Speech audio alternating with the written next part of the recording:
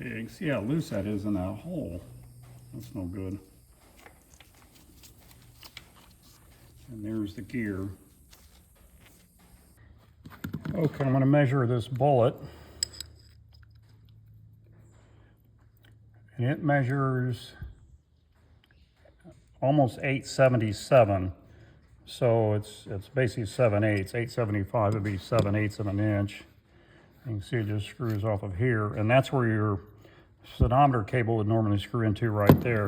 And this gear would be stuck up through there and it'd go into that gear. So this is the gear.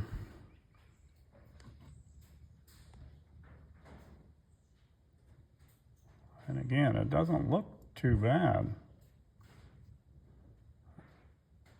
You can see right about in the middle of the tooth, a little shiny spot. And I think that's where the, I don't really see,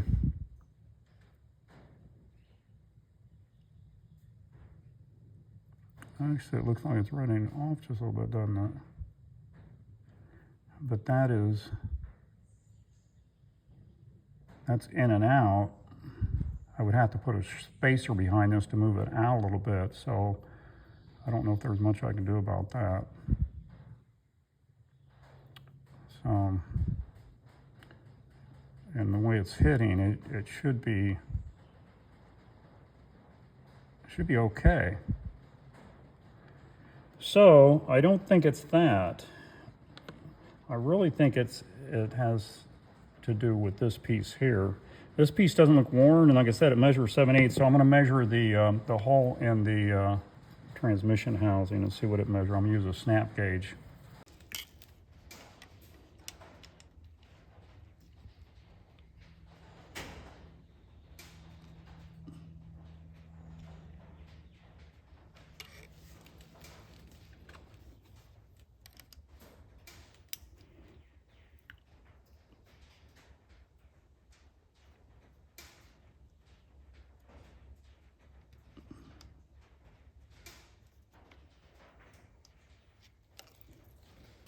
Okay, I measured the housing and the bullet. The bullet measures pretty much 876/8, which is just a little bit under 877 thousandths, 2/10 under. And it measures pretty round and straight. It doesn't appear to be worn. You can see a little bit of shiny on there, but you can't even feel it, so it doesn't register with the mic. And then on the bore, on the outside of the bore towards the outside of the transmission, I measured in 3 places, this way and this way. So if you're looking at the bore looking down from the top, I measured here, here, and here, back and forth. And in the center, they measured 881 both ways. On the outer edge, it measured 882 to 883. Up and down was 883, back and forth was 882. And then on the inner area, it was 881. So it's pretty straight to here, and then it starts tapering out like it's wallered out a little bit. So I've got anywhere from 4 to 6 thousandths clearance, basically. 6 thousandths being on the outer edge out here, and then 4 thousandths in here, which you wouldn't think it made that much difference, but when you put that bullet in that hole and wiggle it, it wiggles quite a bit. And I'll put it back in there and I'll show you what I'm talking about as far as you know, from where it's pivoting to where you come out here, even how much it's moving. Okay, I got it to do it that very first time, but it goes a total of about 30 thousandths when I get it just right. Keeps moving in the hole too far. It needs to be out further where it actually runs. And you can see.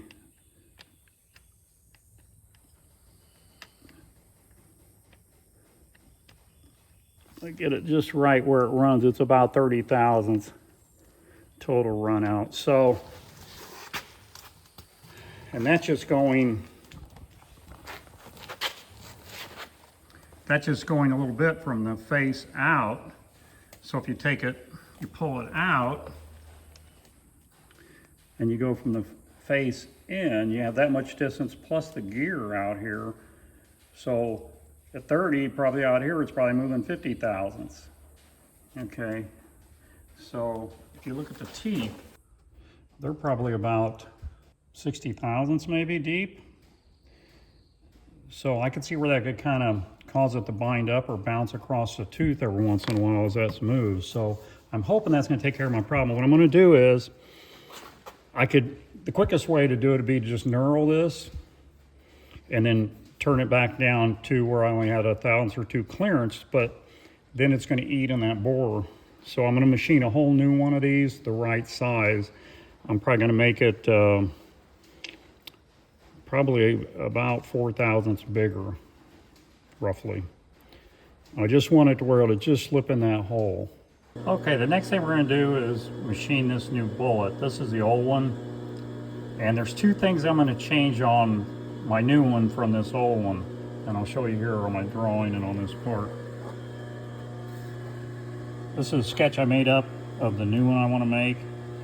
The main thing I'm going to change on it is the outside diameter of the bullet, this area here. It fits in the housing itself, because it's too loose in there now, and I want to make sure I got a good tight fit in the housing now. So I'm going to machine it oversized. I might have to polish a little bit to get it to fit, but I'd rather do that than have it slide in there and be sloppy again. So the original one measured 876, which is 1/1000 over 7/8 of an inch in diameter, and I want to make the new one 883 because that's the largest diameter I could find in the bore of that transmission housing to fit over that, which is about 7 thousandths difference. That's the main reason why I make a new bullet. And then this has a steel seal that presses into this bullet, so there's a counterbore for it to press down into. I don't have a new seal. This one's kind of boogered up, so I don't want to use that over again.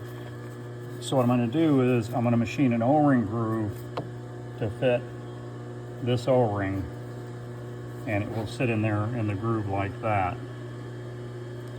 So I'm going to machine it, and I got to put it down in there about 1/8 of an inch because there's a little bit of a taper on the end of this. You can see the taper on the end of this shaft. If I don't go back at least 1/8 of an inch, the O-ring will be running where that taper is, so it won't seal. So it's going to be back here on the straight part of the diameter. Oh, and one other thing too. This shaft measures 312 thousandths, which is 5/16 diameter. The hole in this bullet, it's tapered. It measures on this end, I'll write that down, I think it measured around 314 or something like that, roughly. This end down here measured all the way up to 324 one way. The other way it was probably about 315. So it's bigger on this end, which would make sense. That's where all the pressure is and the wear would be, really, because the gear's pushing sideways on it. So I want to tighten that up too, because that's quite a bit of slop when you put this down in here. Let's see if I can show you with it. Let me try to do this.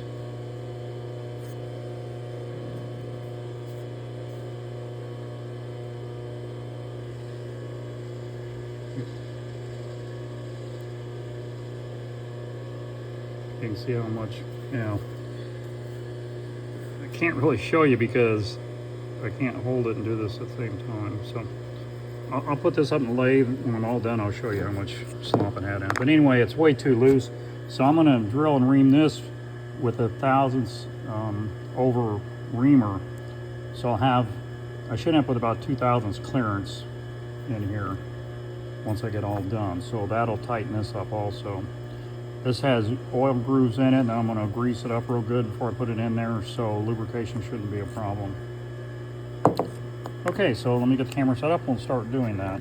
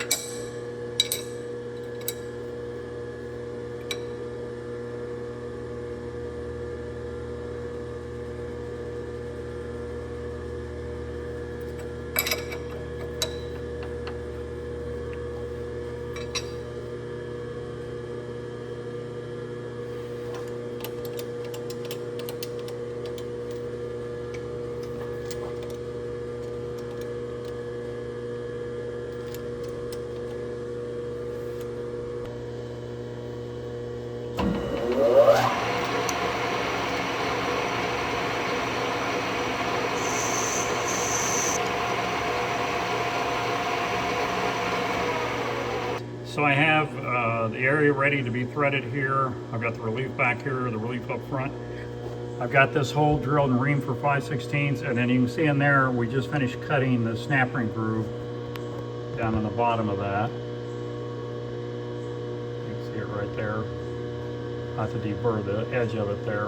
I've got my indexable threading insert set up.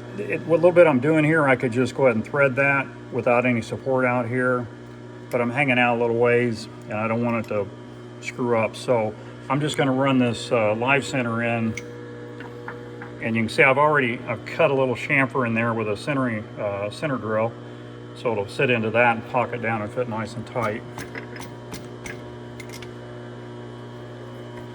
Just lock it down there, and that'll kind of help support that. Now the next thing I need to do is set my gearbox to the right number of threads per inch, and this is just a standard thread. my chart here is kind of hard to read, but I do know that's 18 threads per inch. That's 16, and that's 20, and then 22, 23, 24, so forth. So what I have to do is I have to be in the small C up here, okay, and then 18 threads I'm in number 2, and that's this dial here. But in order to move this, I have to unlock it by turning this dial first, and then I can turn this. Set it on 2, then I can spin this back to lock it. Might have to spin my headstock. And then this needs to be in B, because you got a B here, small C, 2. Okay, so we're set where it needs to go.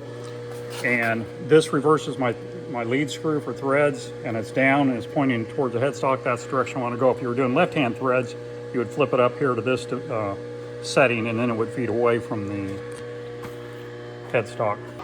Okay, I'm going to feed the cross slide in until I just touch the bluing there, and then I'll set my digital readout at 0 for my cross slide, and I always go back to 0 with it every time, but I'll be moving the tool in with the compound. And okay, I just touched. Back it away. I'll set my readout on 0. I'll move it in by turning this dial. This one will always go back to 0. My feed will be done with this one. And usually the first couple cuts, you can take a pretty healthy cut because it's just barely cutting in there. You don't get too rammy, you can break the tip off the end of your tool, and then you won't get a nice sharp B thread. Okay, this is supposed to be 18 threads per inch.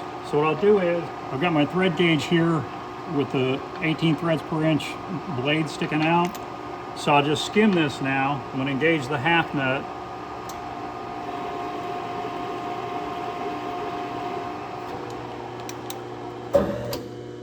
And then I'll check it, make sure I'm at 18 threads. That's it. So now I'll feed the compound in just a little bit more, about 8 thousandths on the dial. Now I'm going to put a little bit of cutting fluid on here now that I know I've got the right threads. And then I'll start.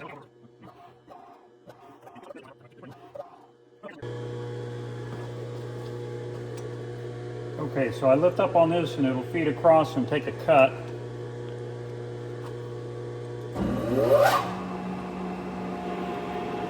And what I do right before it's about done cutting, and throw it the other way.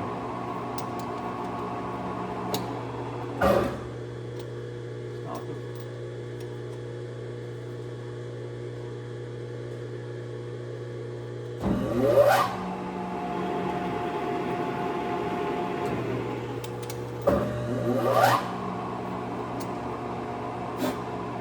And these threads aren't very deep, so I'm getting close.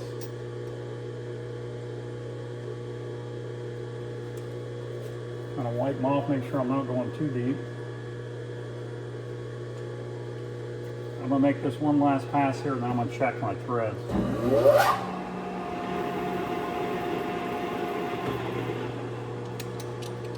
Okay, I can feel I got a little bit of a burr on top of the thread. Sometimes that'll keep it from spinning on the part you're trying to fit to, so I just knocked that off real quick. That doesn't take much. If you have the part that screws onto the thread, you can use that to fit the threads to, because that's what's going to be going on it. And that's what I've got right there. And see, it goes right on. It doesn't wiggle. There's no play in the thread, and a good fit. So that's done. And then we can part this off.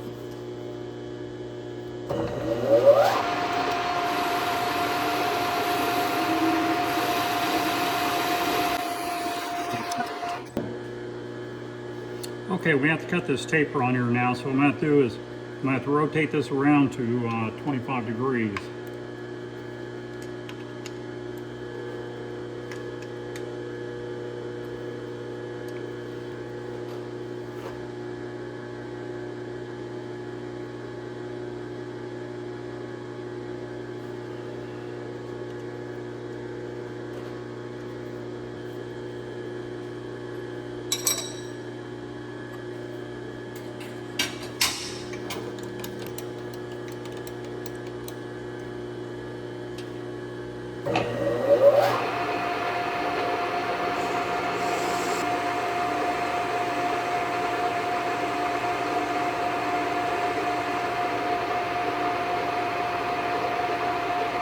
Pretty good.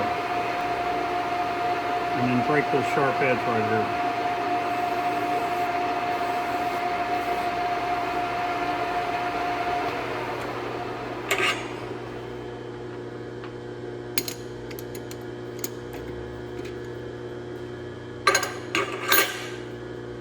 Okay, there we go. There's your finished part.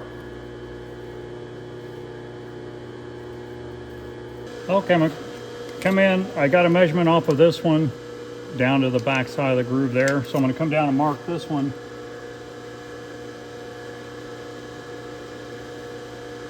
Right there.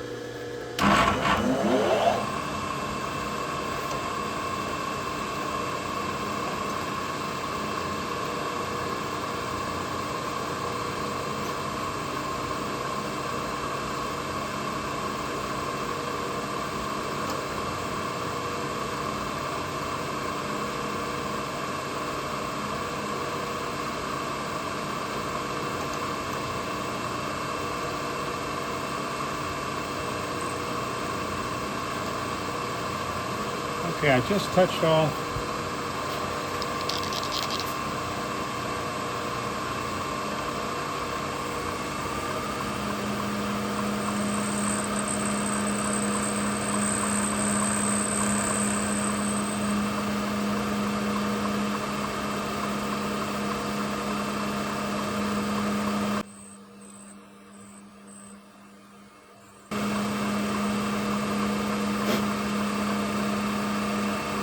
Okay, now this is the old Bullet with the new gear, and you can see how much it moves. Quite a bit, doesn't it? That's just way too loose for me. So this is a new one. I've got the O-ring on the outside. I've got the O-ring down inside of there. You can kind of see it down in there. I've got it lubed up. You can see it slides into there. That's where it hits the O-ring, and then I got to just kind of pop it in there so I know it's sealing on that O-ring now. But I'm gonna pull it back out a little bit so the ring's not holding it, but then, I mean, I can spin it in there just fine, but it doesn't have much wiggle. Okay, you can kind of see right down there in front of my finger, you can see the gear that's on the transmission shaft that runs this plastic gear. So we'll slide it down in there now. And I've got that flat that I have to line up with this pad right over here.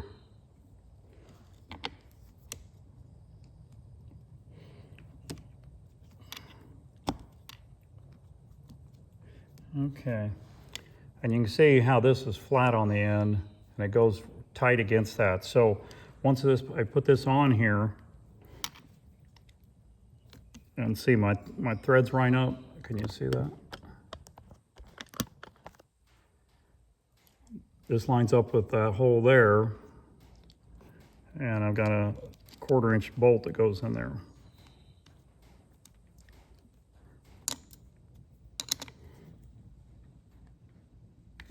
There you go.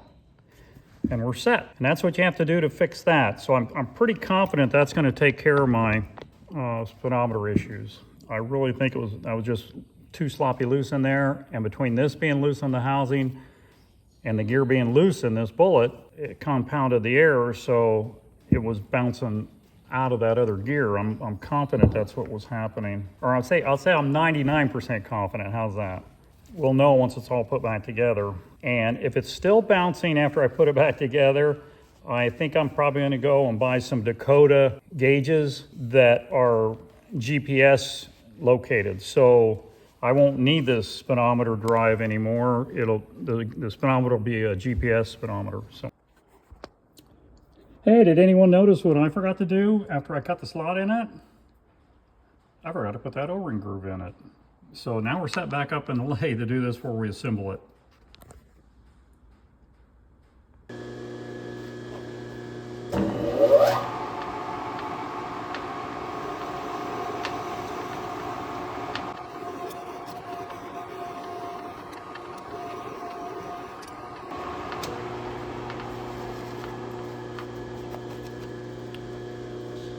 I think I need to be honest with you, okay? I started this video and I filmed all the parts of this video of me taking the bullet out, making the measurements and everything, and determining that it was loose in there. I was gonna make a new one. And guess what? I made a new one without turning my camera back on again. And at first I thought, well, it's no big deal. I'll just tell you I made it and maybe down the road shoot a video of me making one or making something similar to it so you can see how I did it. But then I realized I had no ending to my video. So I came back in the shop today and I machined this one, okay? This is the original one. This is the one you just saw me machine on this video. I want to show you something. The one you watched me actually install into the transmission was the one I machined without videotaping it. So if you're wondering why this one doesn't look exactly like this one, if you caught that when I was installing it, I think the O-ring groove out here is in a little bit different position. This slot's just a little bit deeper. Other than that, they look the same. But the reason that is I already had the bullet I needed machined correctly to look like this one, except it's bigger and the O-ring in it and so forth. So this one, I wasn't so concerned about locations of things and all that kind of stuff. This is still a good bullet. This O-ring groove is just out a little further than what it should be or what it was originally. And this groove isn't quite deep enough yet. But other than that, it would work just fine. But I wasn't too worried about this one because I knew I wasn't going to use it. I was just doing it for machining purposes, just to show you how we did it. So if any of you guys caught that was different than the one you see me put in. I tried to do it kind of quick when I did it and kind of keep my hands on it so you couldn't really tell there was a difference. But if you go back and watch the video, you'll definitely see a difference between this one and that one. So I just wanted to come clean and admit that I made a mistake and didn't videotape the first one. And I've done that a few times where you get busy and you think, oh, I'll just go ahead and make it and I'll worry about it later. And then it comes back and bites you back because you don't have anything to put in your video now to show what you did.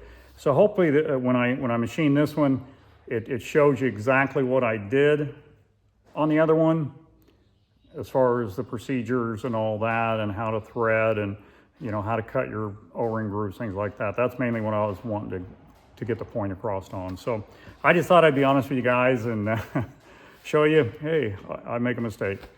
So hopefully that's okay. And the world keeps turning and I'll be back making more mistakes tomorrow. So I just hope you guys stick with me and keep watching and I'll keep making mistakes. So that takes care of this episode. Appreciate everybody watching and we got a lot more to do on the car, so there'll be more videos coming up. I hope you all have a great day, and we'll see you on the next video.